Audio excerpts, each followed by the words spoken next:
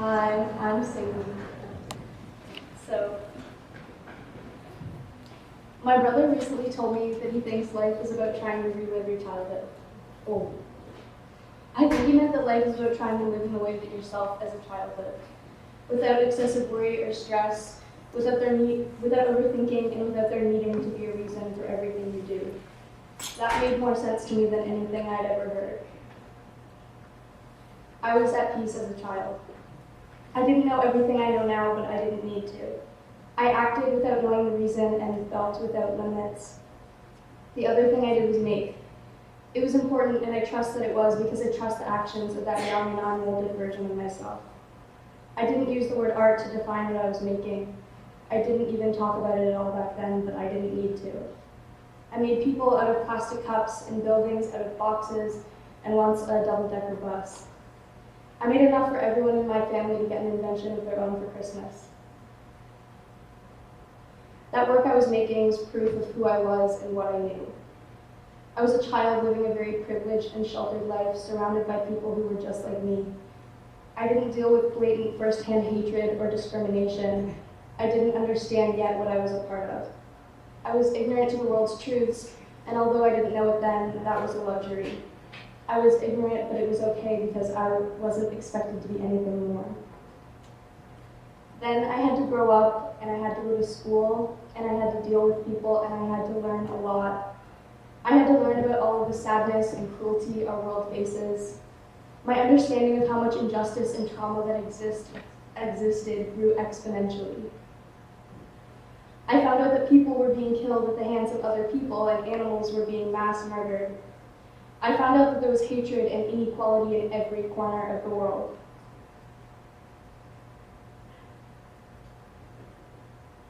I found out that humans in our societies weren't as simple as my sculptures made them out to be. I was stripped of my innocence and wildly optimistic imagination. Everything was much more complex than I thought it was. With that drastic change in what I knew and how I thought, there was a drastic change in what I was making. I limited myself and my potential for creating by believing that I had to make work that was important. I limited myself by believing that I had to make work that would change this devastating world for the better. But part of me was still a child, and that part of me still wanted to cut and paste paper and cardboard and make things simply because I wanted to. Fast forward years, and I was in high school being asked to create again. I thought I had to create like an adult using my understanding of the world to make meaningful art. Little did I know I had to create like a child. That didn't mean returning to ignorance, but finding a way to return to the peace that I remember being a constant part of my childhood. Somehow, I got lucky, and I found the courage to accept that spontaneous art making was allowed and beautiful.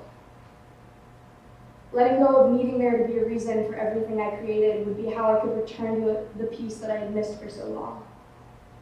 I had to create without the limits I gave myself. I had to create without specific concepts to work inside of. I had to rediscover how I created when I did it for no reason other than my immediate desire for it. In my experience, I've found that a lot of adults don't understand that. And that makes sense.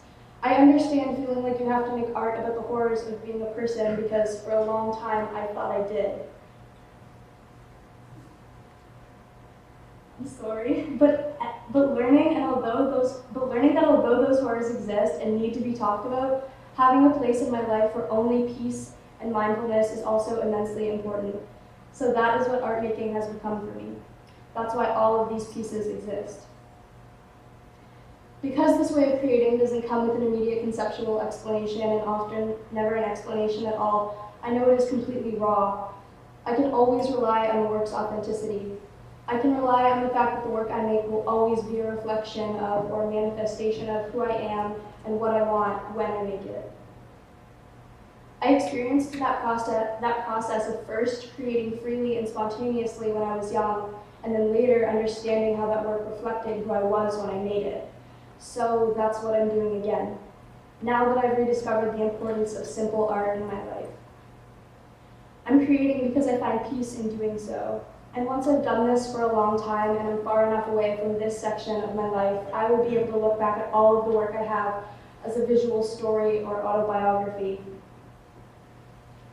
The story will have gradual twists and turns because my work is constantly changing slightly and slowly.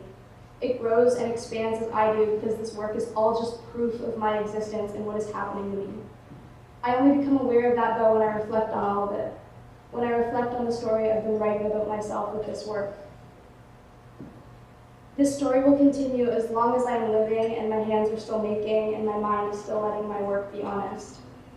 As you can see, these collages and art pieces aren't important to me because of what they look like, but they are important because they are the result of who I am. They are important because they are the result of me letting go of so many constraints I put on myself. They are important because they are the result of the peaceful, mindful, and childlike self that I am still connected to.